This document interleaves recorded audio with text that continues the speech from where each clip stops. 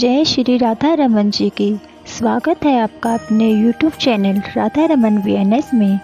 आज की वीडियो में आप जानेंगे साल 2022 के अश्विनी मास के शुक्ल पक्ष की पापन कुशा एकादशी के विषय में। पंचांग के अनुसार साल 2022 में अश्विनी मास के शुक्ल पक्ष की पापन कुशा एकादशी का व्रत 6 अक्टूबर दिन वीरवार को किया जाएगा। एकादशी और वीरवार का शुभ संयोग होने से इस बार बहुत ही शुभ संयोग बन रहा है।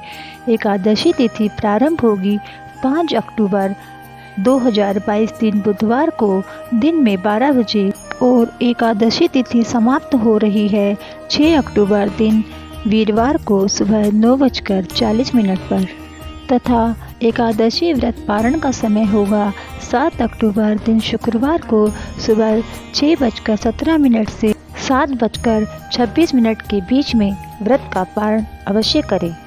एकादशी के दिन सुबह जल्दी उठकर व्रत करने वाले जातक को स्नान आदि से निवृत्त होकर स्वच्छ वस्त्र धारण करें।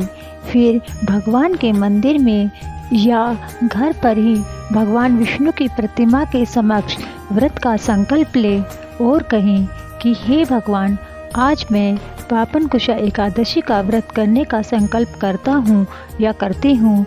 आप मेरे द्वारा किए गए संकल्प को निर्विघ्न पूरा कीजिए तथा मैं एकादशी के व्रत का पालन कर सकूं और मेरे द्वारा जाने अनजाने में की गई पापों अथवा गलतियों को क्षमा कीजिए। फिर भगवान के समक्ष धूप दीप जलाएं, भगवान को तुलसी दल अर्पण करें, फल फूल चढ़ाएं, पूजा करें, भगवान के समक्ष एकादशी व्रत की कथा पढ़े या सुने, आरती करें, भगवान के विष्णु सहस्त्र नाम का पाठ भी कर सकते हैं। सारा दिन भगवान के नामों का जाप करें, मंत्रों का उच्चारण करते रहें। इस प्रकार अपना सारा दिन व्यतीत करना चाहिए। फिर शाम को पूजा करें तथा रात्रि जागरण कर द्वादशी के दिन ब्रह्म मुहूर्त में उठकर स्नान आदि से निवृत्त होकर भगवान की पूजा करें। ब्राह्मणों को दान व दक्षिणा जरूर दें तथा गौ माता को भोजन अवश्य कराएं तथा शुभ मुहूर्त में व्रत का पारण करें। आइए सुनते हैं पमकुशा एकादशी की व्रत कथा।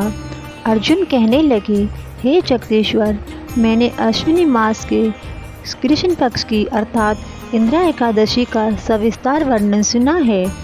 अब आप कृपा करके मुझे अश्विनी मास के शुक्ल पक्ष की एकादशी के विषय में बतलाइए। इस एकादशी का क्या नाम है तथा इसके व्रत करने का क्या विधान है? इसका व्रत करने से किस फल की प्राप्ति होती है?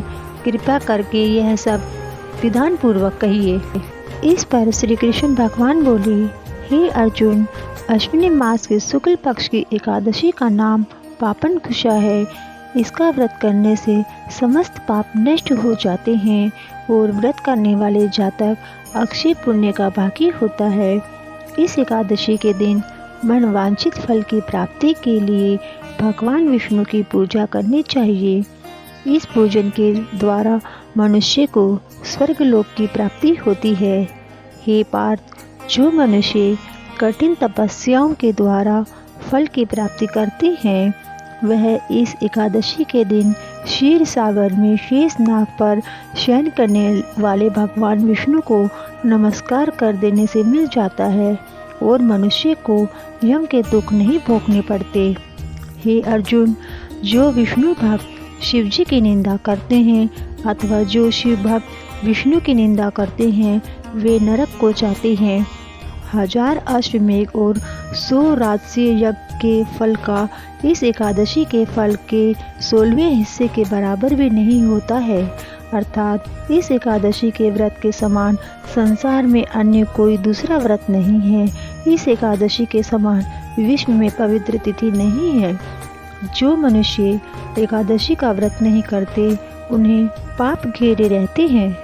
यदि कोई मनुष्य किसी कारणवश केवल इस एकादशी का उपवास भी करता है तो उसे यम के दर्शन नहीं होते। इस एकादशी के व्रत से मनुष्य को स्वस्थ शरीर और सुंदर स्त्री तथा धन धान्य मिलता है और अंत में वह स्वर्ग का अधिकारी हो जाता है। जो मनुष्य इस एकादशी के व्रत में रात्रि जागरण करते हैं उन्हें बिना किसी विघ्न के स्वर्ग मिलता है।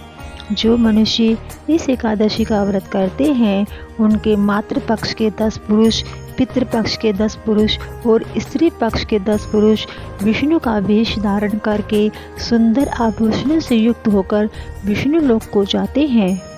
जो मनुष्य इस एकादशी के दिन भूमि, गो, अन्न, जल, उपान्ह, वस्त्र, छत्र आदि का दान करते हैं उन्हें यम के दर्शन नहीं करने पड़ते। दरिद्री मनुष्य को भी यथाशक्ति कुछ न कुछ दान देकर कुछ पुण्य अवश्य ही अर्जित करना चाहिए। जो मनुष्य तालाब, बगीचा, धर्मशाला, प्याऊ आदि बनवाते हैं उन्हें नरक के दुख नहीं भोगने पड़ते। वह मनुष्य इस लोक में निरोगी, दीर्घायु, पुत्र तथा धन धान्य से युक्त होकर स्वर्ग को भोगते हैं तथा अंत में स्वर्गलोक को जाते हैं। उन्हें दुर्गति नहीं भोगनी पड़ती। इस एकादशी के दिन श्री हरि भगवान विष्णु के पद्मनाभ स्वरूप की आराधना की जाती है। प्राचीन समय में विंध्य पर्वत पर क्रोधन नामक एक बहेलिया रहता था। वह बड़ा क्रूर था। उसका सारा जीवन हिंसा, लूटपाट, मद्यपान और गलत संगति, पाप कर्मों में बीता।